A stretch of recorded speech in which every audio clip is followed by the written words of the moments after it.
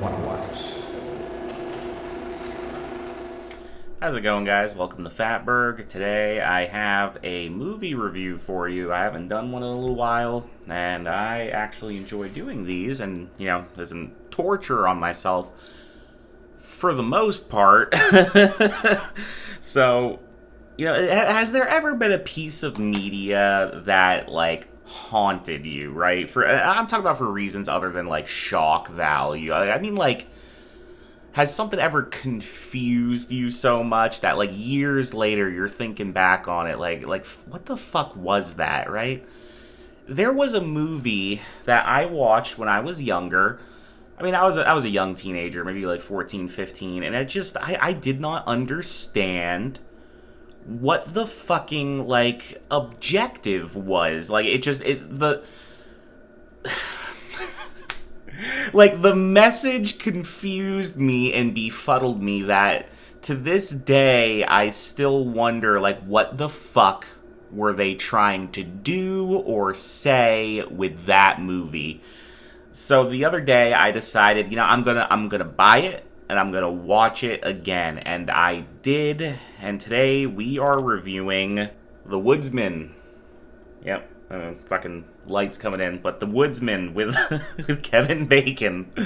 And if you're not familiar with this movie, it's a 2004 drama film starring Kevin Bacon, who plays Walter, a convicted sex offender recently released from his 12-year prison sentence. And goddamn, the Rope Maiden came with that little art card, and I'm looking at this one here, and it's kind of fucking weird because I haven't looked at this yet, but it came with a flash drive, and let's see what's on it real quick, I guess, and let me plug it in here. Okay.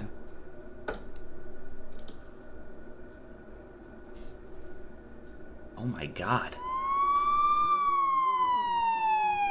Okay, so,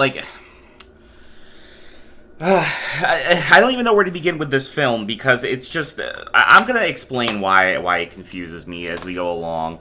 But again, a 2004 drama film. The movie co-stars primarily Kira Sedgwick as Walter's love interest, and the cast is dotted with some other notable names throughout who sadly don't give as notable a performance, in my opinion. The movie opens with Walter the day of his release and begins with him attempting to reintroduce himself to society alongside, the difficulties that would come with, his specific crimes. He obviously has difficulty finding a job, but manages to get work with his previous employer's son. He can only find one apartment complex that'll let him live there, which also happens to be exactly on the line of the distance he is allowed to live near children. 14, 15, 16, 17, 18, 19, 20. 320 feet.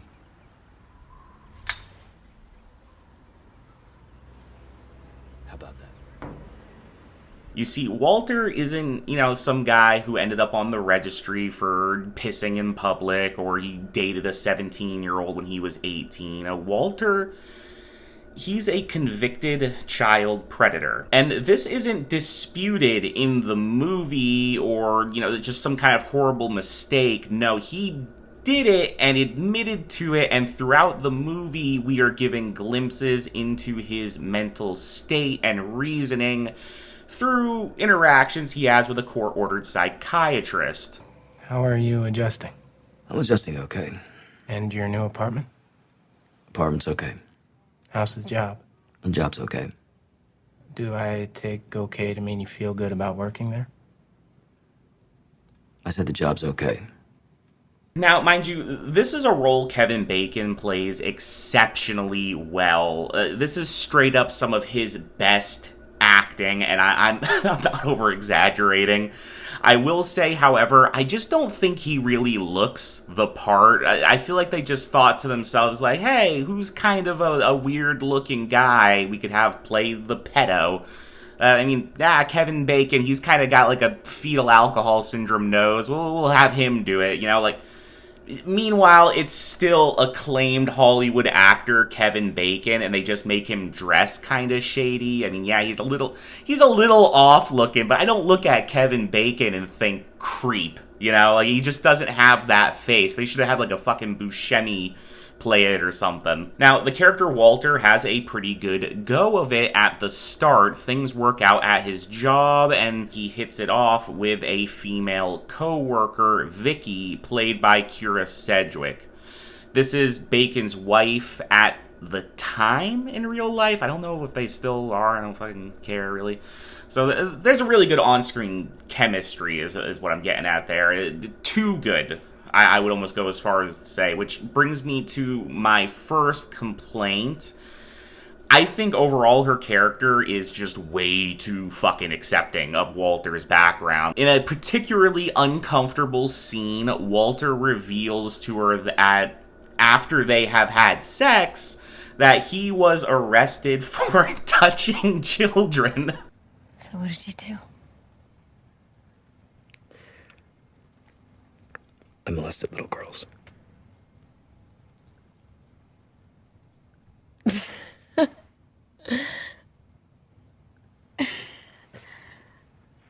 Now, Vicky initially takes this as a joke, which, sure, that's somewhat reasonable, but after Walter confirms this is the truth, she's a little taken aback, a fucking little bit, but she's just kind of like, damn, well, that's something, and sort of moves on after a couple of days, and she fucking comes back and, like, reunites with the guy. Now, afterwards, Walter actually kicks her out. He kicks her out. He's the one who just told her this shit, and he's like, get out of my apartment. This is fucking ridiculous, dude. The most realistic part of her reaction to this is she is just kind of in a state of shock to some extent. You can see she tries to rationalize it a little bit. She asks some questions like, what did you do exactly? How old were they? Struggling to find some kind of, hey, maybe it wasn't that bad. But it fucking was. Now, in this scene, we get the clearest answer of what Walter actually did. It's very vague throughout the movie, but in this moment, we get the answer. Walter was convicted of touching girls ages 10 to 12. This wasn't some spur-of-the-moment thing, either. He was an actual fucking predator. He actively stalked and manipulated children into doing this. An act we will see take place over the course of this movie. And this is where the true fucking confusion begins for me. The movie feels as though it's supposed to be a redemption film. Walter overcomes his demons, and as the allegorical title suggests, he saves a child, which, to be clear, he does not do. He watches throughout the course of the movie another predator abduct kids, and he just kind of does nothing until one day the guy drops a kid he fucking kidnapped off the streets.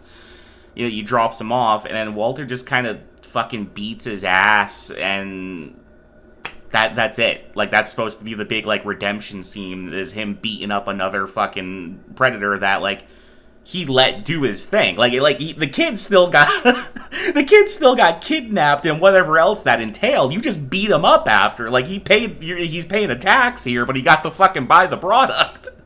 It's ridiculous. It's supposed to be this big fucking culminative redemption scene. Now, throughout the movie, people doubt Walter and they feel endangered by his presence in, some way, and the script seems to try to make them look like the bad guys for doing so. But at the same time, Walter continues to prove that he is on the edge of offending again.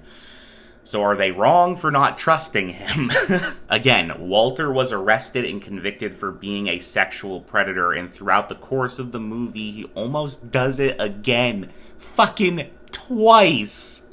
A pretty girl like you should have a lot of friends.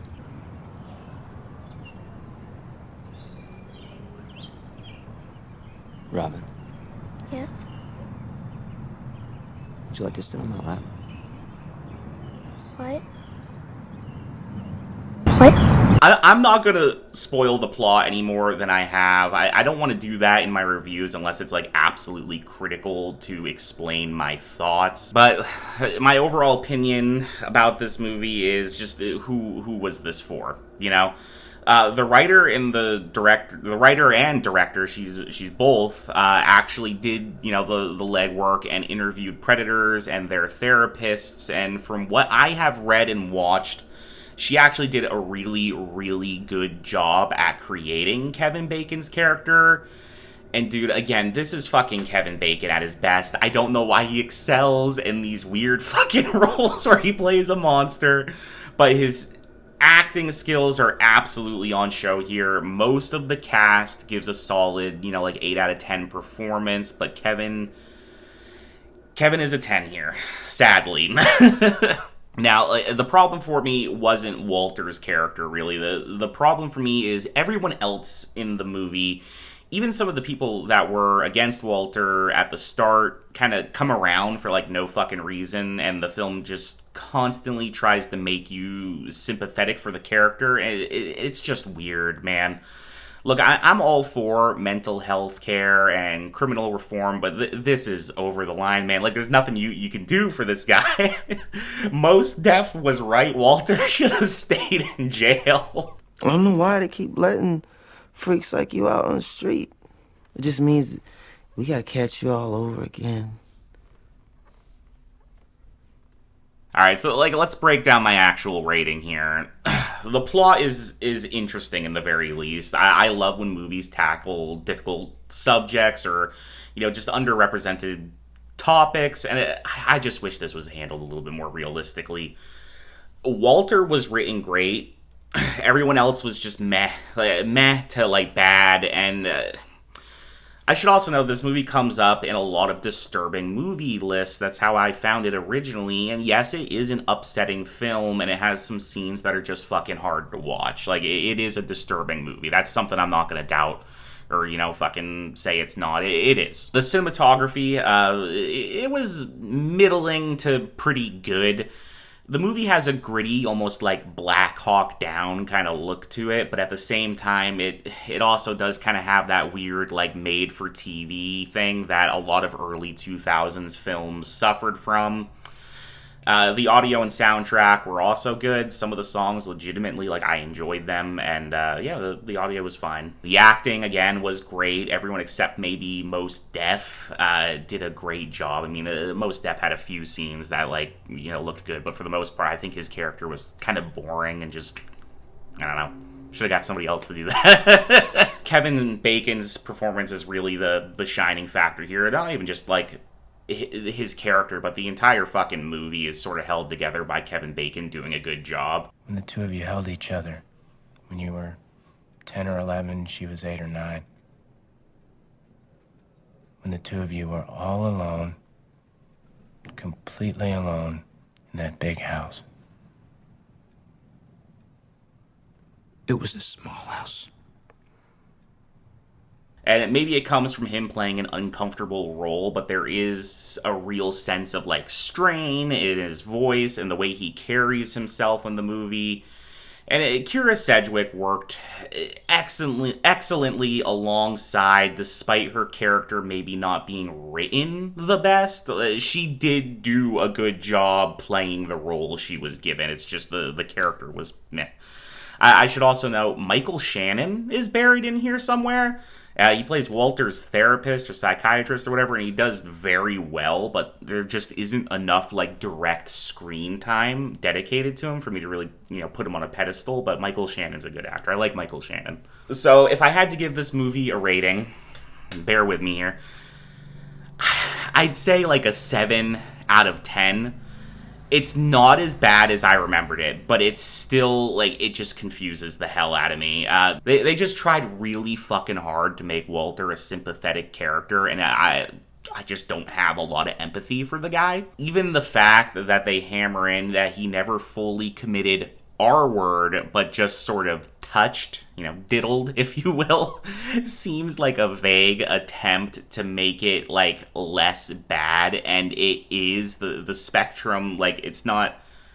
They're not far removed from each other. It's all very damaging and horrible to the victims. And it comes off as they're trying to be like, well, hold on a minute. He just did a diddling. And I don't fucking feel that way. I think he should be held to the same level of accountable as the guy he beat the shit out of in the movie. If I had to, say anything, like, I'm going to rate movies and I'm going to recommend them separately. So, like, I might give something a 10 out of 10 and tell you shouldn't fucking watch it. Like, Orozco, for instance, I would give that, like, a 10 out of 10, but I would say don't fucking watch it unless you know what you're getting into.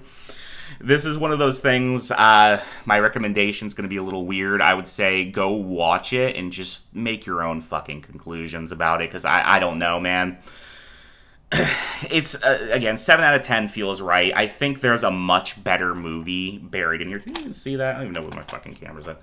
There's a much better movie buried in here than what they give us. And, again, if you want to see Kevin Bacon really fucking act, and if you want to see... Like, there's no other movie I can think of that is tackling that topic in that way. So, like, it's pretty unique in that case.